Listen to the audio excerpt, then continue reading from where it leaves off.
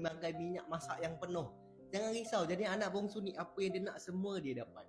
Sabar ya Allah. Boy, sebenarnya tak semua anak bongsu semua benda permintaan dia dia dapat lah. Aku anak bongsu pun hari tu kan aku nak beli robot elik. Aku minta lah kat mak aku kan. Harga dia mahal gila tau.